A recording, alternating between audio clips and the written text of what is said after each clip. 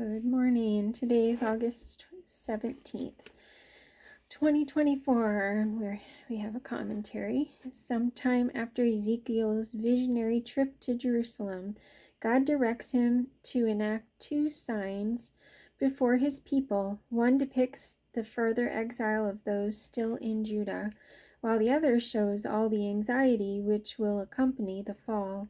When Ezekiel actually performs these enactments, it must be a curious scene for the onlookers. Presumably there are those who accept Ezekiel as God's prophet and who look sincerely for whatever message is to be derived. Yet there are not many believers among these bitter exiles, and the unbelievers must think Ezekiel is insane. In explaining the significance of the enactment, Ezekiel brings a prophecy about King Zedekiah's final fate that 5 years later will come true in a minute detail. Ezekiel 12:1. The word of the Lord came to me, Son of man, you are living among a rebellious people. They have eyes to see but do not see, and ears to hear but do not hear, for they are a rebellious people. Therefore, Son of man, pack your belongings for exile, and in the daytime as they watch, set out and go from where you are to another place. Perhaps they will understand, though they are a rebellious house. During the daytime, while they watch, bring out your belongings packed for exile. Then in the evening, while they are watching, go out like those who go into exile. While they watch, dig through the wall and take your belongings out through it. Put them on your shoulder as they are watching, and carry them out at dusk. Cover your face so that you cannot see the land, for I have made you a sign to the house of Israel. So I did as I was commanded. During the day I brought out my things packed for exile. Then in the evening I dug through the wall with my hands. I took my belongings out at dusk, carrying them on my shoulders while they watched. In the morning the word of the Lord came to me, Son of man, did not that rebellious house of Israel ask you, what are you doing? Say to them, this is what the sovereign Lord says. This oracle concerns the prince in Jerusalem and the whole house of Israel who are there. Say to them, I am a sign to you. As I have done, so it will be done to them. They will go into exile as captives. The prince among them will put his things on his shoulder at dusk and leave, and a hole will be dug in the wall for him to go through. He will cover his face so that he cannot see the land. I will spread my net for him, and he will be caught in my snare. I will bring him to Babylonia, the land of the Chaldeans, but he will not see it, and there he will die. I will scatter to the winds all those around him, his staff and all his troops, and I will pursue them with drawn sword. They will know that I am the Lord when I disperse them among the nations and scatter them through the countries. But I will spare a few of them from the sword, famine, and plague, so that in the nations where they go they may acknowledge all their detestable practices. Then they will know that I am the Lord. The word of the Lord came to me, Son of man, tremble as you eat your food, and shudder in fear as you drink your water. Say to the people of the land, this is what the sovereign Lord says about those living in Jerusalem and in the land of Israel. They will eat their food in anxiety and drink their water in despair, for their land will be stripped of everything in it, because of the violence of all who live there. The inhabited towns will be laid waste, and the land will be desolate. Then you will know that I am the Lord.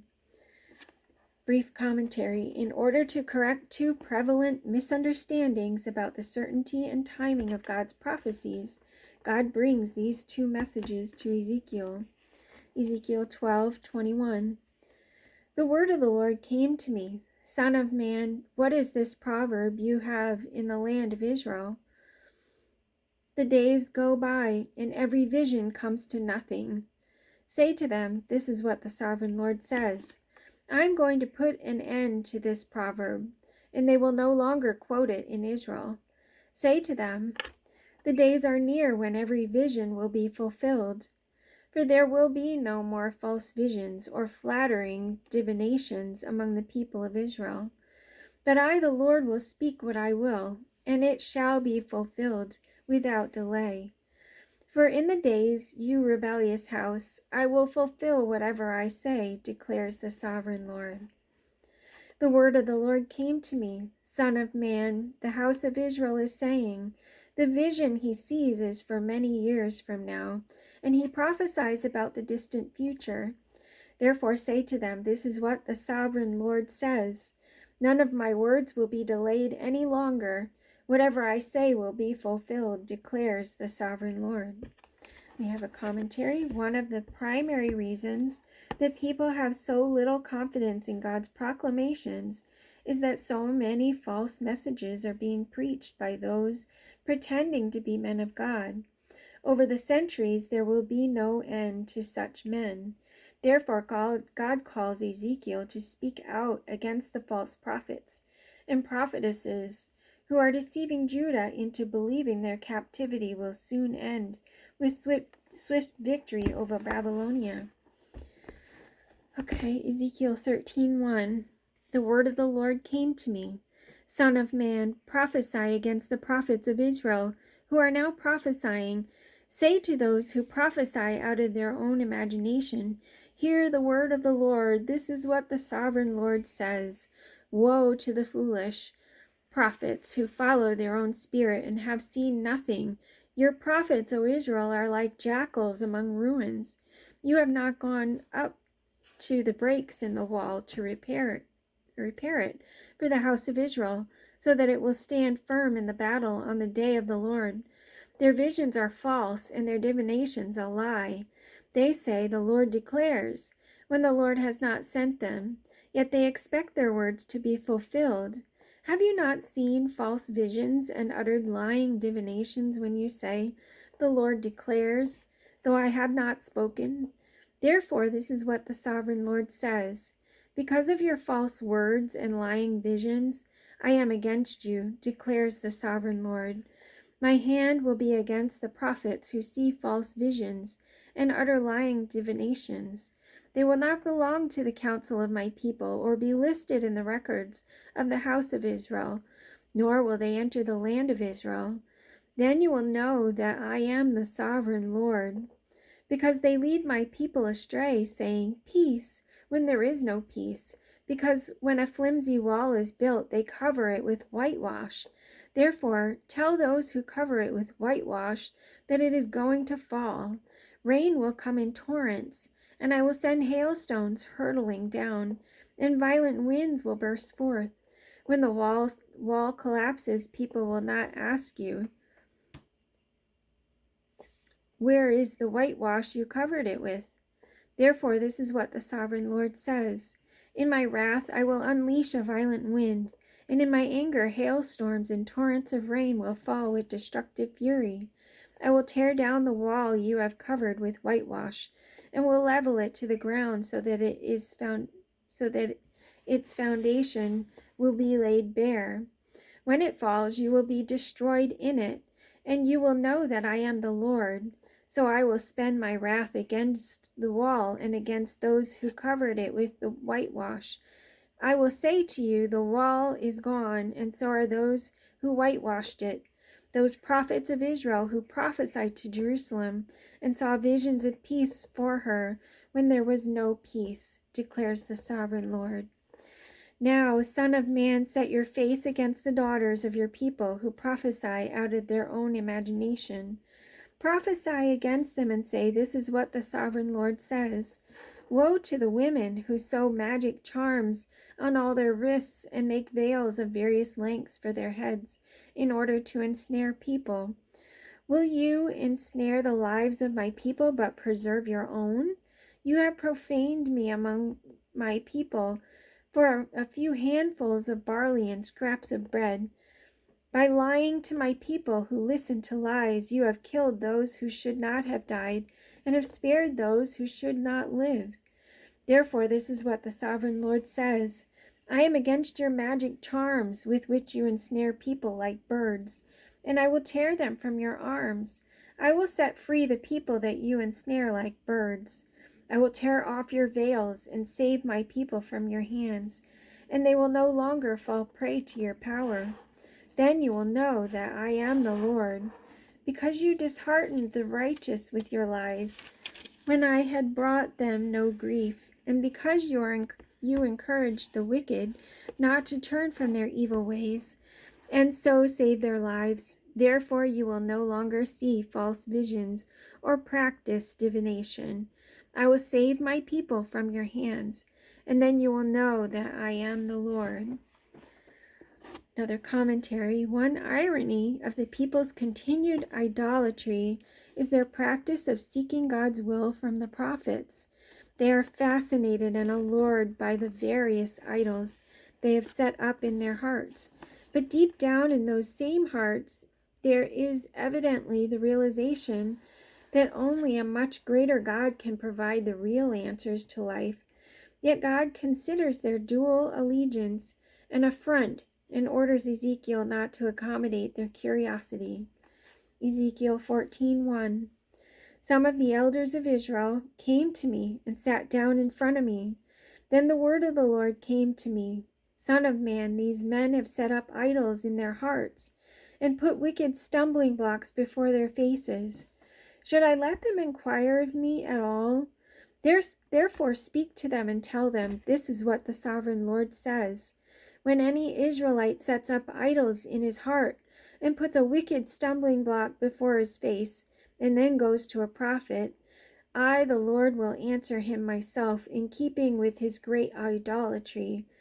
I will do this to recapture the hearts of the people of Israel, who have all deserted me for their idols.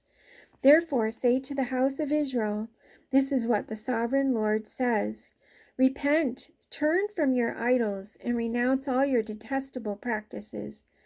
When any Israelite or any alien living in Israel separates himself from me and sets up idols in his heart, and puts a wicked stumbling block before his face, and then goes to a prophet to inquire of me, I, the Lord, will answer him myself. I will set my face against that man and make him an example and a byword. I will cut him off from my people. Then you will know that I am the Lord. And if the prophet is enticed to utter a prophecy, I, the Lord, have enticed that prophet, and I will stretch out my hand against him and destroy him from among my people Israel. They will bear their guilt. The prophet will be as guilty as the one who consults him. Then the people of Israel will no longer stray from me, nor will they defile themselves any more with all their sins. They will be my people, and I will be their God, declares the sovereign Lord. And we have a commentary. How many righteous people does it take to save a nation? It has been 1,500 years since Abraham asked that same question concerning Sodom and Gomorrah. Surely at this time there are righteous believers among both the captives and the Jerusalem kinsmen who are asking this same question themselves. God's answer to Ezekiel is that there comes a time when a nation's sins so completely condemn it that not even a remnant of righteous citizens can stop the destruction inherent in evil. God uses as his illustration of a righteous remnant a trio of faithful believers: Noah, who saw all of mankind except his own family destroyed by the great flood; Job, the patient patriarch; and Daniel, possibly the Daniel who is one of the chosen captives serving in Nebuchadnezzar's palace, who will distinguish himself among God's exiles even more than he already has. Ezekiel 14:12. The word of the Lord came to me, Son of man, if a country sins against me by being unfaithful, and I stretch out my hand against it to cut off its food supply, and send famine upon it, and kill its men and their animals, even if these three men, Noah, Daniel, and Job, were in it, they could save only themselves by their righteousness, declares the sovereign Lord. Or if I send wild beasts through that country, and they leave it childless, and it becomes desolate, so that no one can pass through it because of the beasts, as surely as I live, declares the sovereign Lord, even if these 3 men were in it, they could not save their own sons or daughters. They alone would be saved, but the land would be desolate. Or if I bring a sword against that country and say, let the sword pass through the land, and I kill its men and their animals, as surely as I live, declares the sovereign Lord, even if these 3 men were in it, they could not save their own sons or daughters. They alone would be saved.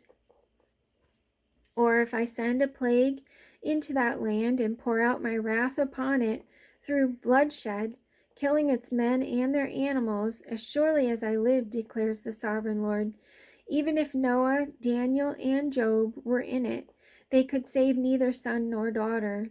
They would save only themselves by their righteousness. For this is what the sovereign Lord says, how much worse will it be when I send against Jerusalem my 4 dreadful judgments, sword and famine, and wild beasts and plague, to kill its men and their animals. Yet there will be some survivors, sons and daughters, who will be brought out of it. They will come to you, and when they see their conduct and their actions, you will be consoled regarding the disaster I have brought upon Jerusalem. Every disaster I have brought upon it. You will be consoled when you see their conduct and their actions, for you will know that I have done nothing in it without cause, declares the sovereign Lord. Okay, that's it for today. So I just got off the phone talking to my dad, and we were just talking about the Bible and the timeline of the Bible, and I thought it was interesting that Job in this Bible comes later than what other Bibles say Job timeline is. And my dad was talking about how somewhere in Ezekiel, not sure where, it references Job. Coincidentally, here it is. So that's interesting.